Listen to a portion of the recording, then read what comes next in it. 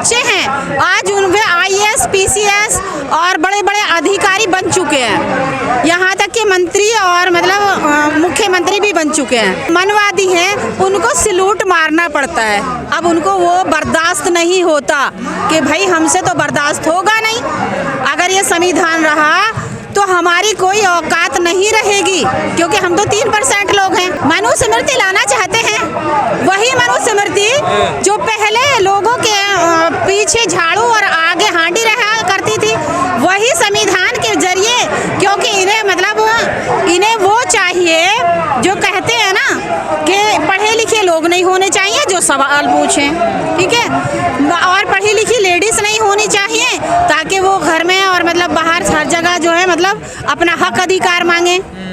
इसलिए इन्हें जो है मतलब हर तरीके से बड़ व्यवस्था लागू करना चाहते हैं, बड़ व्यवस्था फिर दोबारा से लागू करना चाहते हैं। सच्चाई ये है कि जिनके पुरखे उनकी गुलामी कर करके उनके रास्ते को कभी जूते पहनकर नहीं निकले, और वो उनको आज उनके जो आल है, उनकी जो सनस है, उनके जो बच्चे हैं आज उनके IAS PCS और बड़े बड़े अधिकारी बन चुके हैं, यहाँ तक कि मंत्री और मतलब मुख्यमंत्री भी बन चुके हैं। अब उनको जो है जो मतलब मनवादी हैं, उनको सैल्यूट मारना पड़ता है। अब उनको वो बर्दाश्त नहीं होता कि भाई हमसे तो बर्दाश्त होगा नहीं।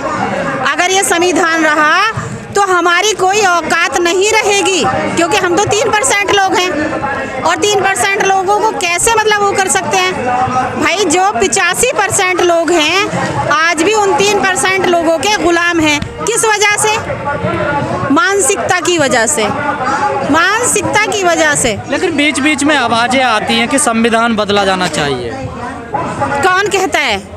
क्या ऐसे लोग हैं? 85% लोग कहते हैं? बताइए। कुछ लोग धर्म संसद भी कर रहे हैं इस मुद्दे को लेकर। तो किसके लोग हैं? किसके लोग हैं बताइए? वो भी देश के ही लोग हैं, देखिए। अरे भाई वो मनवादी लोग हैं, वो मनुस्मृति वाले लोग हैं। कहीं तुमने मतलब उसके जो संसद जो मतलब उसके हैं संवैधानिक लोग हैं जो मतलब मुसलमान हैं या SC ST है, क्या उनको तुमने बैठे हुए कहीं कहते हुए देखा है? और अगर होगा भी तो उसकी भी मनवादी सोच होगी। अगर उसकी मनवादी सोच होगी और उसे पैसा देकर बिठाया होगा तो बैठा होगा, वरना मैं नहीं मानती कि मतलब संवैधानिक लोग किसी भी हालत में संविधान के विरोध में बैठेंगे। हिंदू राष्ट्र की भी बात होती है बीच बीच। देखो हिंदू राष्ट्र तो ये हो ही नहीं सकता, हिंदू राष्ट्र तो ये कोई कभी कर ही नहीं सकता, ये हो ही नहीं सकता। क्यों? और हिंदू राष्ट्र की बात यह है क्योंकि इसमें हर धर्म के लोग रहते हैं, इसमें मुसलमान रहते हैं, हिंदू रहते हैं। हिंदू तो कुछ चंद हिंदू हैं, और चंद हिंदुओं के होने से ये हिंदू राष्ट्र तो हो नहीं सकता, क्योंकि इसमें बौद्धिस्ट भी हैं, इसमें मतलब सरदार भी हैं, और इसमें मुसलमान भी हैं। तो इसमें जो है ना हर तरह के लोग हैं। चंद हिंदुओं की वजह से ये हिंदुस्तान नहीं हो सकता, हिंदू राष्ट्र नहीं हो सकता। ये भारत है और भारत ही रहेगा। मोहन भागवत कह रहे हैं सबके पूर्वज तो हिंदू थे। अजी मोहन भागवत ही की तो सारी कारस्तानी है। मोहन भागवत जी तो वो चीज़ है कि पढ़े लिखों को जो है ना, मोहन भागवत हमारे देश के मोहन भागवत जी तो वो चीज़ है कि हमारे देश के पढ़े लिखे लोगों को दवाइयों की ज़रूरत नहीं है। गौमूत्र पी लो और गाय का गोबर खा लो, यही दवाई है।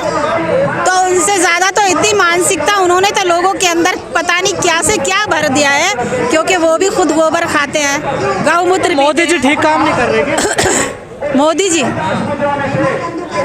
अब मोदी जी क्या अच्छा काम कर रहे हैं? आप बताइए ना, कुछ तो बताएं। विश्व गुरु हमारा भारत विश्व गुरु। बुलेट ट्रेन आने से विश्व गुरु नहीं होता, वो ट्रेन का हमें मतलब टैक्स देना होता है। कोई सी भी ट्रेन आ जाए उसका हमें टैक्स देना होता है, हमारे तमाम देशवासियों को। हमारा देश जब विश्व गुरु होगा, जब हमारी सोच अच्छी होगी, हमारी सोच विश्व गुरु होगी, जब हमारे छोटे से बड़े तक, जब SC ST OBC माइनॉरिटी और सब जितने भी लोग हैं ना वो सब बराबर में होंगे। हमारे देश का जो मतलब जितना प्राइवेट कर दिया मोदी जी ने, जितना प्राइवेट कर दिया वो दोबारा से सरकारी होगा, तभी हमारा देश विश्व गुरु होगा। वरना प्राइवेट होने में जो है ना अमीर और अमीर हो जाएंगे और गरीब हो मोदी जाएंगे। जी की अच्छी सोच नहीं है, सबका साथ सबका विकास। बिल्कुल नहीं है। अगर अच्छी होती तो क्या मोदी जी ऐसा करते? क्या अपने देश की हर चीज को बिक्री में लगाते, बोली में लगाते? अरे महंगाई तो छोड़ो, महंगाई तो जिस देश में महंगाई होती है उसके डॉलर, उसका जो पैसा होता है ना वो बहुत ऊंचा हो जाता है, लेकिन हमारा तो और नीचा होता जा रहा है महंगाई में भी। तो हमारे देश को जो है ना, हमें तो ऐसा लगता है कि हमारे देश को जो है ना, हमारे देश से दूसरे देशों का फायदा हुआ है। मोदी जी के आने से मेरे देश से तो नुकसान हुआ है और दूसरे देशों को फायदा हुआ है, क्योंकि आज अमेरिका का डॉलर जो 42 रुपए में चलता था, 44 रुपए में चलता था, आज 80 रुपए और 85 रुपए पे पहुंच गया। तो दूसरे देश कमा रहे हैं, मेरे देश को तो दूसरे देश खा रहे हैं, और वो लुटेरे पहले थे और ये मोदी जी भी आज भी लुटेरे हैं। मैं कहती हूँ कि संविधान की आज संविधान दिवस है, संविधान की बहुत बहुत शुभकामनाएं भारत के लिए, भारत के तमाम भारतीयों को लिए। और संविधान दिवस के साथ साथ मैं ये कहना चाहती हूँ कि जो अभी हमारी ये संविधान जो है, तो ये अगर संविधान है तो हम सब हैं, संविधान नहीं तो हम फिर हमारी कोई, किसी का भी हमारा कोई वजूद नहीं। तो इस संविधान खतरे में लगता है आपको? संविधान तो खतरे में हो चुका है, संविधान खतरे में हो चुका है। वो कैसे? क्योंकि अभी संसद का पता चला है कि मतलब संसद में जो है दूसरे नाम बदल के रखे जा रहे हैं, संविधान के दूसरे नाम चेंज करके रखे जा रहे हैं, तो संविधान का तो पूरा खतरे में है। तो इसलिए हम ये कहना चाहते हैं कि आखिर जिन्होंने काम किया ही नहीं संविधान के बारे में, उनका नाम संसद में कैसे आ सकता है, उनका नाम संसद में कैसे लगाया जा सकता है? तो ये तो एक हिटलर, नई संसद बननी है उसकी बात। जी हाँ, तो इस तरह से मतलब संसद में कैसे लगा सकते हैं? क्यों? यार तो नामकरण हुआ नहीं ना, अभी तो बात ही चल रही है। नहीं, बात तो चल रही है ना, बात तो सुन रहे हैं ना। जब बात सुनते हैं तो फिर काम भी सामने आ भी जाता है। जब भाई बात सुन लेते हैं ना तो फिर सामने आ भी जाता है। जब सुना था कि मतलब नोटबंदी होगी, लेकिन डायरेक्ट हो गई, पता ही नहीं चला, डायरेक्ट हो गई। मोदी जी तो कहते हैं मैं संविधान की वजह से प्रधानमंत्री बना हूँ, संविधान नहीं होता तो नहीं बन पाता। संविधान की वजह से बने जरूर हैं मोदी जी, लेकिन उनकी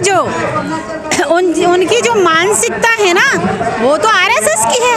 इसकी मोदी जी की जो मतलब मानसिकता है वो तो आरएसएस की है।